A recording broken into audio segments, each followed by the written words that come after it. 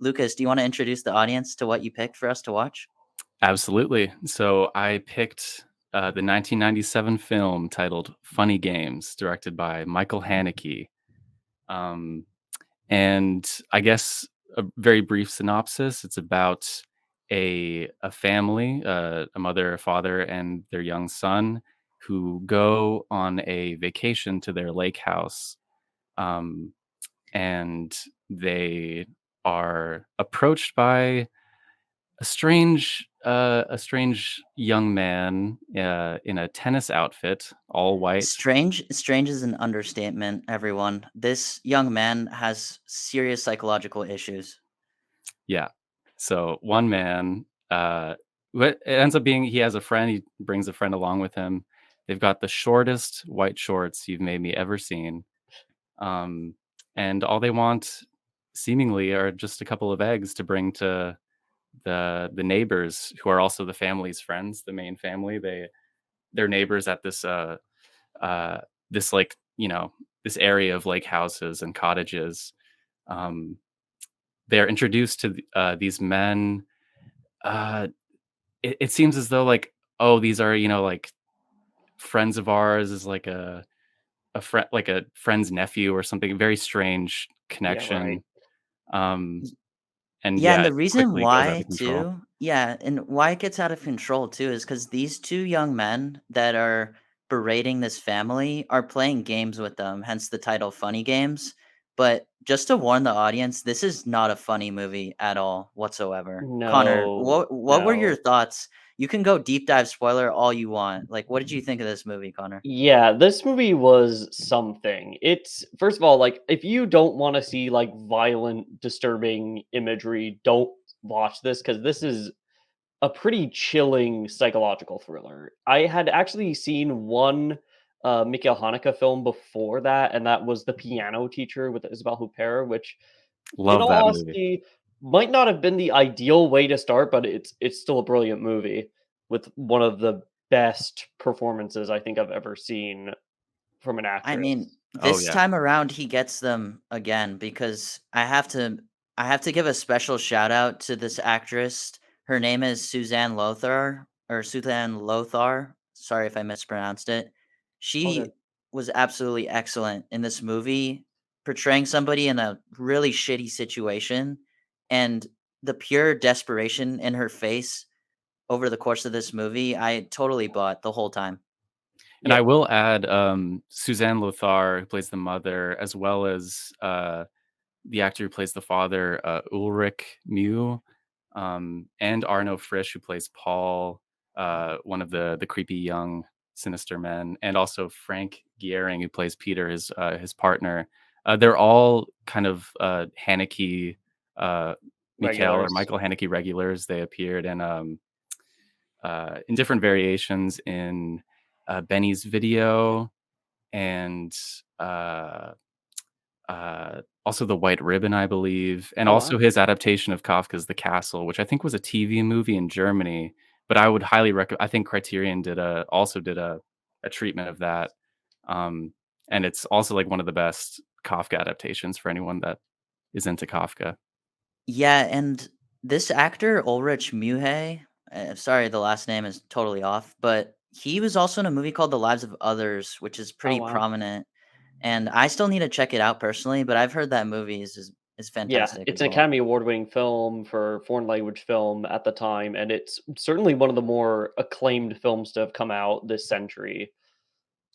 Yeah, Also, I think Suzanne Lothar and Ulrich Mew were married in real life, which I think Oh is wow. that's worth what I was noting. about to say. This couple in this movie was an actual married couple in real life, the two actors, which I Yeah. think kind of came through honestly during this Yeah, horrific it situation, certainly right? felt like it. I was not at some points in this film, I was not convinced that it was acting. I thought it was all real. Like, I believed that they were whether you like this or not, like, I believed these 2 sadists were tormenting this poor couple.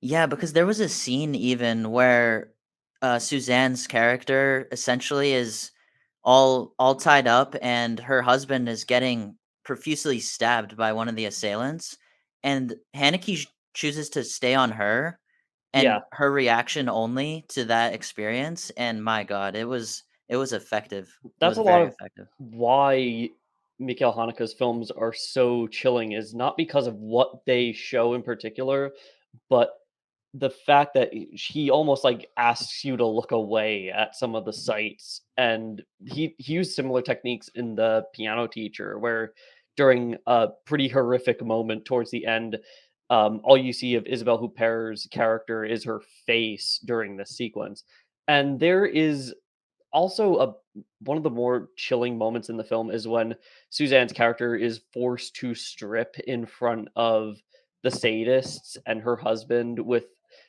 their child covered in a pillow case, which is the iconic image of the sack over his head that's on the Blu-ray cover. If you've seen that, but it's that whole scene is shot mostly in close-ups, and there's no violence or nudity even shown. It's all from the shoulders up, and there's no male gaze here. It feels so, like, natural and, like, it he I think Haneke deep down is he's been accused of being, like, an overly disturbing filmmaker, but I feel like he's, if anything, sensitizing us to the horrific moments that unfold. I He's also not think trying to it sensationalize anything. Yeah, Lucas, what did you think of the fact that also one of the assailants looks into the camera, sometimes and He is breaks the talking fourth to the wall. audience? Did you like that part? Well, I mean, that's I think like a whole other topic because a lot of people knock this movie, I think. It got a lot of heat when it first premiered. As I Jacques read it, yeah, Yeah, Jacques at Rivette Cannes. hated it and said Yeah, it was a piece of shit and was awful when it first premiered at Cannes. Not surprised, although honestly, if your movie got that reaction at Cannes, you pushed a few buttons, you affected some audiences. And I think absolutely. this movie also popularized the term trauma porn because I think some Torture reviews porn. accused torture porn, yeah, because it's clear this movie is very violent and traumatic. Yeah, I feel like I less so than, say, Hostel or the later films that were, like, actually torture porn. yeah, I think like also people seem to be kind of aggravated that even past the violence because I found like this is only my second time watching the movie, but it really isn't all that, like, overtly explicitly violent, like, I was Yeah, surprised at how many times it would, like, cut away when the actual thing would happen, except yeah, for later on when when the mother shoots the, one of the guys, but not really. but not really, yeah, we can get into that, but, people were, like, frustrated because the movie seemed, like, actively kind of didactic and preachy and, like, snooty, kind of looking down at the audience like, "Oh, so you like violence, you like all this, like, you want it to keep going." And I've seen an interview with, Haneke where he talks about, like, the 2 assailants and the family are acting in, like, totally different movies. Like, the assailants are in, like, a farce, basically, like, they're Yeah, playing stereotypes, they're Tom and Jerry. They are not even remotely in the same situation as the family who's, like it's like a brutal realism, um, and they can't be sympathetic whatsoever to the situation they're putting the family in. Um, and the third wall breaking gets into that. I think people really did not like this because they felt like they were being talked down to. And that's why I find this movie so interesting because it almost seems to like hate movies and hate yeah, moviegoers in it's a kind way. of it's kind of making fun of the audience for, like, kind of wanting to see what's happening next Yeah. and what the killers are gonna do next, and kind of almost in one case, one of the assailants quite literally winks at the audience, which is the kinda on the nose clue into that. Yeah, and I think Haneke too is also playing games with the audience as a director because he knows like how to manipulate you so well where he's able to have a character look into camera and it not take you out of the movie. Like in fact, it freaked me out. I watched this with my girlfriend and she looked at Great me and date was movie. Perfect date movie. Yeah. horrible Perfect. date movie, guys. I would not recommend it, but she was freaked out when they were looking into camera. And I think that's a tough directorial thing to achieve. Yeah, the last lingering shot especially really bothered me the first time I watched it. Like, Yeah, I almost wanted to just turn it off, but I forced myself to kinda sit yeah. there and I stare even into this guy's eyes Yeah, for I a minute honestly straight. I honestly even thought there was something wrong with my TV when that happened. Yeah. As soon as he, like, turns into camera and ends on a very bizarre, but not but very the opposite of cheesy freeze frame as this heavy metal song that the assailants like plays, and I was like, "Wait, what's going on? There are no credits showing up. What's happening?" And And it it's the was same song too jarring as the intro song, in which the opening I have credits. to tell you, like, I also thought, like, "Jesus, am I is my soundtrack okay here? Is this normal?" Because it is so bold and it is so almost overtly to the senses, right? Which I think this movie, like, in a nutshell, is just like we're gonna pummel this family through this event and we're gonna play with you because you're gonna be invested, even though you know nothing about them. You don't know why they're at this vacation home. You don't We know why these people are attacking them really. You just know like they're kind of crazy neighbors. So yeah, I think it was just Haneke playing games with us too. It's, like, so deceptively simple in its premise. Like, when I first heard about the film, going into this film, I knew the basic plot, but how it's more so, like, how it is about that. Like, I was expecting, like, "Oh, this is gonna be an unsettling psychological thriller where two sadists kidnap and torture a family." Like, we've seen that before, but we haven't seen it the way Hanukkah does it. Because so many of I feel like part of what makes the film so unsettling to watch is that he kind of forces us to watch as a lot of the stuff happens because he is and I love when directors do this, not enough Hollywood filmmakers do this. I notice it more in European and Asian films as well as in America. Kubrick was famous for doing this, but he lingers he's willing to linger on scenes for minutes on end, and with fairly wide shots with exceptions. He did this in Piano Teacher as well, so he has an established style that carried on to that picture, and it makes the scene all the more gripping and all the more, like, kind of disquieting to watch. Yeah, I guess we can, on that note, talk about I believe it's like a 10-minute long Yeah, it's single 10 take. minutes. Yes. And first of all, like this is one of the most horrific scenes I've seen put to film, period. Because a movie, any movie has some serious nerve to actually do this. There's an off-screen child murder, and it's off screen. All you see is, first of all, as one of the assailants, I think it's Paul is getting food is sent to get food once Peter has the husband shot in the leg and the kid's head blown off, There's a lot of and eating you in this see movie. yes, don't this is to say, watch it on empty stomach, but right Maybe after alone too, yeah, guys. yeah, right after that, as that happens, we cut to a close up of a TV screen playing a racing show with blood and brains spattered all over it. And immediately after that, we cut to a staggering 10-minute long take, completely wide. We feel like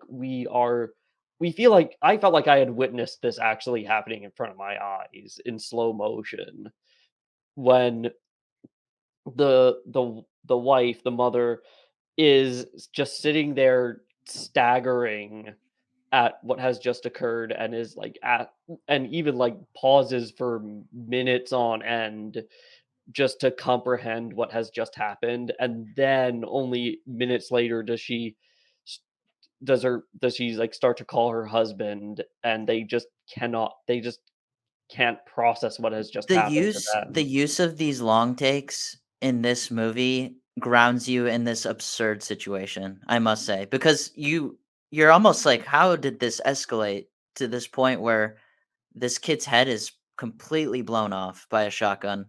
Um, And the reason why it feels real, I think, is because you just stay in these long takes for, like we said, 10 minutes, and it's brutal. Like, you wanna move on, you wanna go to the next scene, and Haneke says, "No, I'm making you stay here and sit Yeah, in the somberness." Mikhail Haneke does not want you to have a fun time at the movies and show you like a cathartic ending to a thriller. He just wants he more or less like wants you he more or less puts you through an endurance test with some of these moments. And this again is another similarity to the piano teacher. We see like a couple of not quite as many, but like some minutes long takes in that of just Isabelle Huppert doing something perverse.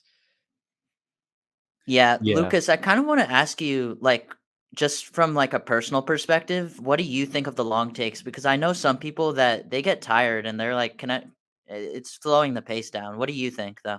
I mean, I respect that. I think as, like, a bona fide sucker for long takes, I Same. really can't get enough of them. I love what it does for actors' performances because I think at its best, it brings them back into what they loved about acting, which I guess, like, in most cases was originally like a theatrical form of Yeah, acting. Um, certainly. and I just love the choreography involved. I love, the real time that it puts you in, especially with this movie. Like, I have never felt, I don't think, like the weight of a death of a character as much as in that one scene. And um and it's hard to talk about on the, but I think it's so effective. I think his use of them, and I haven't seen all of his films, but like the ones that I have seen, there's always like a really, really rich series of long takes. I would definitely recommend the movie Caché if you guys haven't seen it already.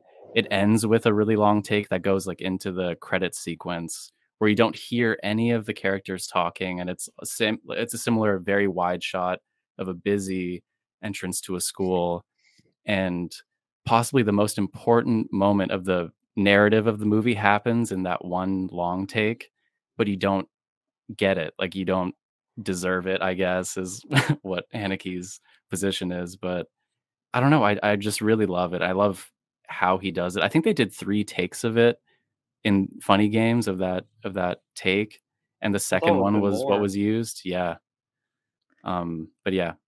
Yeah, and also just kind of pivoting to just our overall interpretations of the film, because I'm not sure if this is 100% a movie that you should take literally. I actually think that these two assailants might be workers of the devil, and they're in hell right now. And everyone's already dead. And the reason why it's such like a cyclical pattern by the end of can I have some eggs, please? Is there is this debate of what came first, the chicken or the egg? And Uh, guess what? It might have been some devil workers just, messing around and playing God, and they created humans? I'm not sure, but Haneke definitely has some nihilistic perspectives about human life here. yeah, and especially since we're I don't know if we're necessarily we end up sympathizing with him because of just how horrifying this occurrence is, but I don't know if we're necessarily supposed to love this rich family when we first see them because when we see this like opening this great opening scene, one of the most striking opening shots I've seen in a while of the family in their car like carrying this big old boat behind them, very kind of reminiscent of the title sequence of The Shining.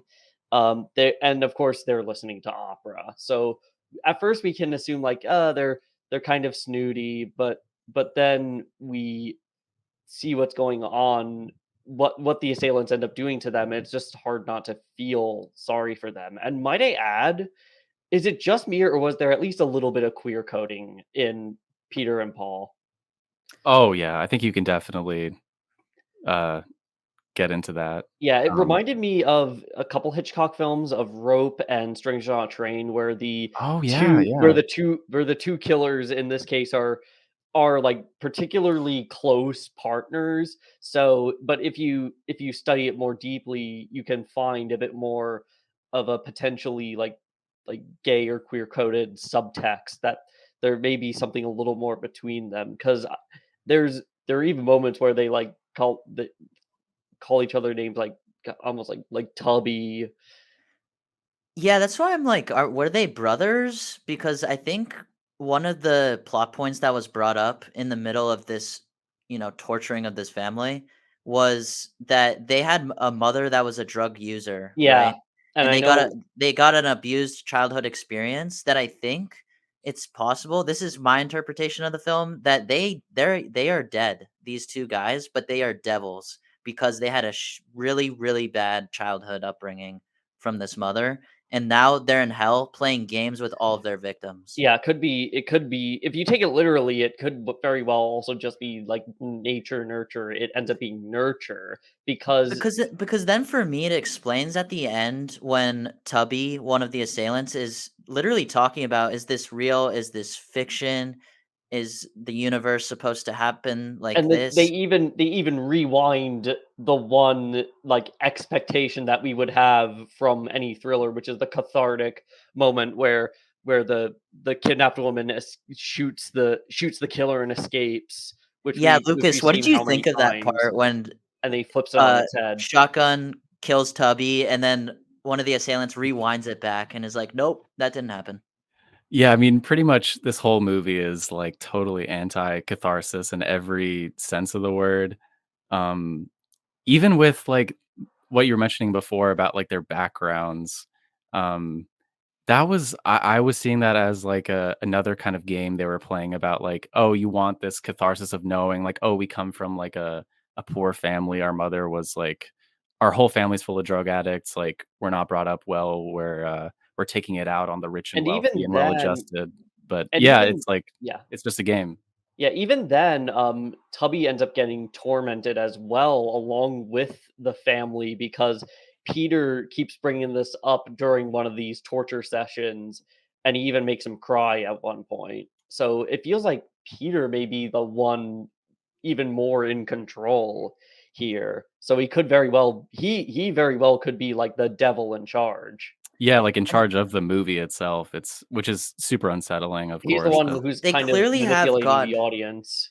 they yeah. clearly have godlike powers, and I also wanna mention that they are wearing white the entire film, barely Yeah. get a speck of blood on them, and wear white gloves the whole movie too, so Yeah, I noticed that right away because it was a already kind of a subversion of, like, the black and white good and evil trope in, like, kind of psychology, but this time, like, the white that we see is not pleasant. It's evil, and also those shorts, Oh, the shortest no. ever, yeah.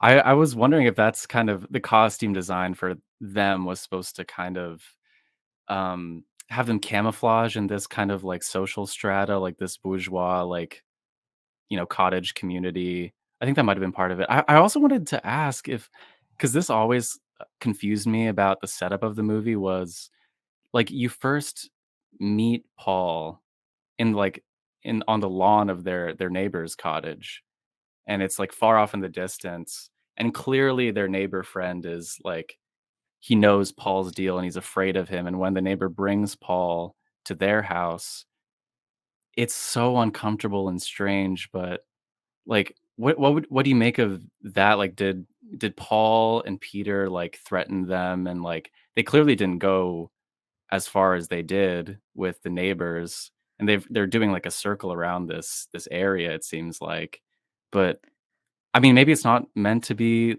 known, but, like, what do you think, like, Paul would have said to the neighbor? Like, he just wanted to get at this specific family? I think it was more like I think the crazy part about when karmic justice is served in real life and in movies and in books is that it comes randomly and sometimes there's no explanation for it. Yeah. So I think in that case it was merely like the family had eggs to give those kids and one family didn't and look what happens when that one family did have eggs though. That's the thing. But that family I guess just had bad luck at the end of the day. Yeah, and plus, right when you meet, Peter and Paul, like, first of all, there's that really great moment of them in front of the gates just standing like statues, And then there's a particularly striking moment, another like minutes long take of just I think it's of Peter just like trying to talk to the mother and ending up spilling a bunch of stuff on her.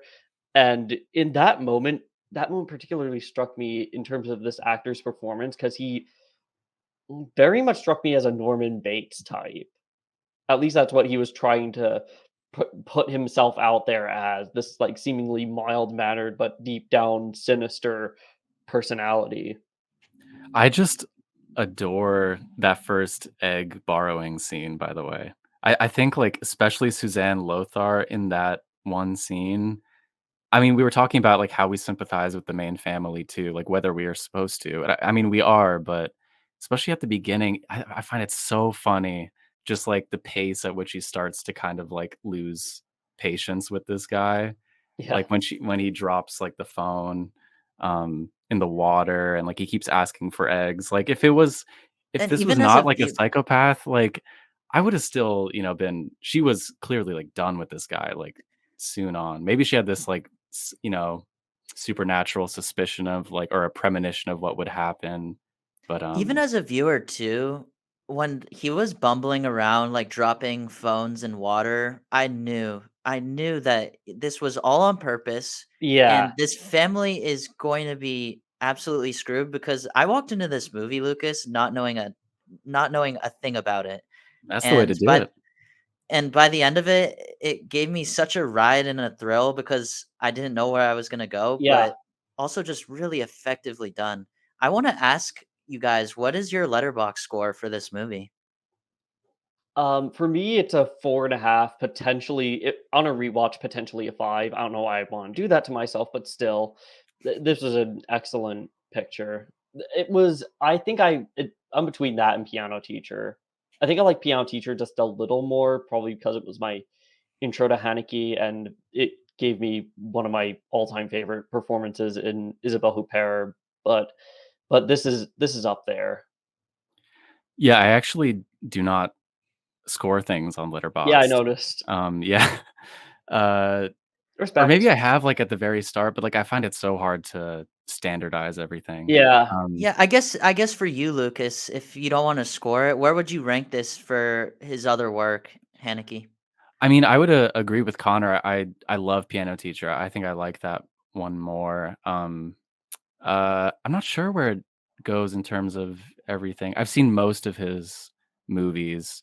Um, I maybe oof. Yeah, Yeah, it I'll might be, admit like, I Piano Teacher, Cachet, and then Funny Games. yeah, I Also, confess like I've just seen this and, Piano Teacher, so I'm yeah. a bit of a newbie to Haneke's work. By the way, off topic, but what thoughts on the 2007 English language, more or less shot for shot remake? Because I haven't watched it, but I already have mixed feelings about it. Yeah, and for context for the audience, essentially what happened is in 2007, Michael Haneke made a shot-for-shot recreation of this entire movie with Naomi Watts as the main And lead Tim Roth actress, and Michael and Pitt. it didn't do particularly well with critics because it lacked originality, Well, and yeah. it lost money. It lost about $8 million at the box office, I so don't know if I don't know if this is really a commercial film though, so I don't know if that's a big L, but it from what I recall, it has been, I think, watched a bit more than the original, probably because it first of all, it's in English, so more accessibility for, American audiences, but I feel like even if the film itself isn't too badly done. I mean, I'm sure the lead performances are very good. I just if I were you, I'd probably just stick with the original and just read the subtitles. Yeah, I hate to say it, but I would definitely give a PSA to avoid the 2007 remake. Um, Because I've I heard that think like people who haven't seen the original have said it's like very good, but it's the same yeah. movie Yeah. Um, twice. I think because like, the intention of the first one was as, like, a type of, like, Trojan horse movie that comments on other movies, especially American like, violent American crime thriller movies. So I think, like, he was attracted to that idea of making the same movie in America with, Yeah, like, largely American actors to be able to reach that target audience that he wanted to, like, Yeah, shit on a little Yeah. bit, yeah. which I I As a don't have matter think to of was be the fact right straight move. up, though. I have as a to be matter of straight up. as a matter of fact, though, he actually intended to make the movie in America, but Oh, really? for practical reasons, he decided to shoot in Austria instead. Mm. Which I guess like that worked anyhow because honestly, this film like kind of could take place anywhere. It kind of Yeah. has that I kind think of though I if love you feel. already Naomi and Tim Roth, but yeah, I don't yeah, know if about you that one. already Yeah, have a movie that you completed and it got decent reviews from certain audiences, right? It's not like it's a critically panned yeah. movie. It's not like Psycho. I don't see the proper reasoning to redo the movie if it's already decent enough. If it And ain't it when broke, don't yeah. fix it. When we say shot for shot, it is literally shot for shot. Like, it is the same The thing, just in exact English same movie. with this with different actors, yeah. Yeah. Well, on that note, I just want to say this. My letterbox review for this movie was a 4.5 out of 5, which means Mhm. I highly In recommend agreement. this movie to anybody into disturbing psychological thrillers, honestly. I Yeah, would if you say want to put his yourself earlier through ones that. are even more disturbing, like, Benny's Video really, really disturbed me, and it has the same, actor, or Paul Arno Frisch is, like, the Mhm. main kid in Benny's Video, and that one is, to me, even worse. Yeah, Wow. I was pretty chilled by both movies, both Piano Teacher and this. I Yeah. guess a little more this because it has like more of the horror elements and it Mhm. has violence in it, but whereas Piano Teacher is a little more like emotionally draining of an experience and certainly like more sexually perverse than this one. So both are both are good if you want to put yourself through that. Yeah, and go get the Criterion Channel hard physical media disc for this because Criterion is doing God's work when it comes to Yeah. And restoring and keeping films And alive. if you can't afford that, like, by all means, subscribe to the Criterion channel. That's how I Yes. actually watched this. It is probably the best streaming service out this day and Absolutely age. the best value, I think, no matter what. Yeah, Um, it's only $11 a month. It's yeah, not for bad. movies that you literally can't find anywhere else, and if you could No. find them, they would cost you about 40 bucks. But yeah, Funny Games is one of those that's, like, perpetually on the Criterion Channel. I haven't seen it not on Yeah. there. It's It's like not good. a yeah. It's not leaving anytime soon, so go check it out. It's also on HBO Max if you don't have Criterion channel, so perhaps the more accessible option. Um, Y- this is an excellent film. If you're willing to stomach this, then definitely go watch it. Also, Just if you're a golf fan, maybe avoid this one. yeah. Yeah, not a terrible What it statement, honestly, Guess what Lucas. this is?